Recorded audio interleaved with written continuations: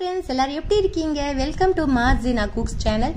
இன்னைக்கு நம்ம சுவையான ஹெல்த்தியான ஒரு ரெசிபி தான் பார்க்க போறோம். அதுவும் சக்கரவள்ளி கிழங்குல செஞ்ச சப்பாத்தி.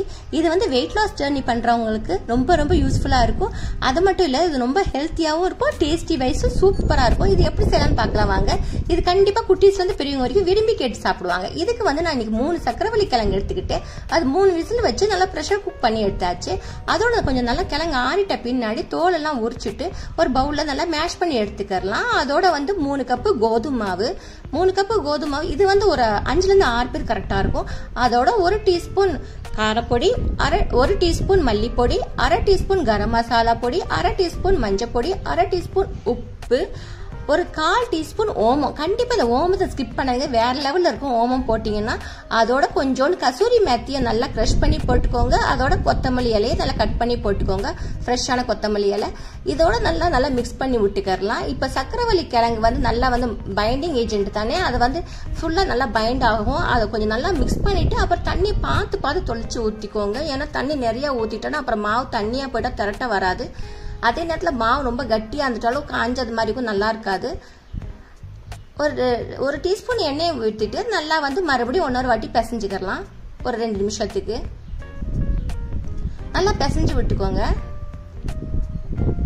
இது மார்னிங் செஞ்சா ஈவினிங் வரைக்கும் ரொம்ப சாஃப்டாவே இருக்கும் இந்த சப்பாத்தி. அதோட 1 டீஸ்பூன் எண்ணெயை ஊத்திட்டு நல்லா வந்து லிட் போட்டு ஒரு 10 நிமிஷத்துக்கு மூடி வச்சிடலாம்.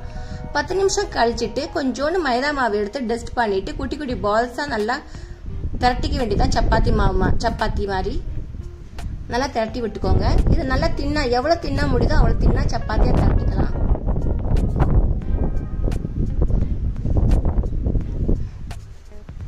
நல்லா திரட்டிக்கோங்க. இத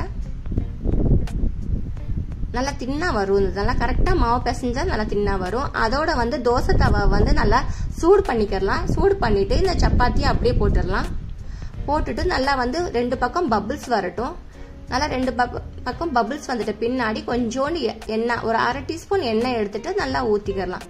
நல்லா பிரஸ் பண்ணி விட்டுக்கோங்க. நல்லா சப்பாத்தி நல்லா அப்பதான் நல்லா பொங்கி நல்லா வெந்துடும். நல்லா சீக்கிரமாவே வெந்துடும். ஏன்னா நம்ம ஏற்கனவே இது பாயில் பொட்டாட்டோ தானே, பாயில் ஸ்வீட் பொட்டாட்டோ, அதனால வந்து சீக்கிரமாவே வெந்துடும். நல்லா பிரஸ் பண்ணி விட்டுட்டு 2 பக்கம் ஒரு 2 நிமிஷத்துக்கு வச்சு வேக வச்சு எடுத்துட்டோம்னா சுவையான சப்பாத்தி ரெடி ஆயிருங்க. ஸ்வீட் பொட்டாட்டோ செஞ்ச chapati.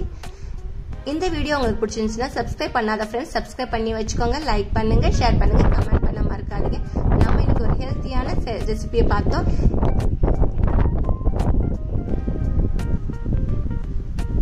Thanks for watching and take care. Tata, bye bye.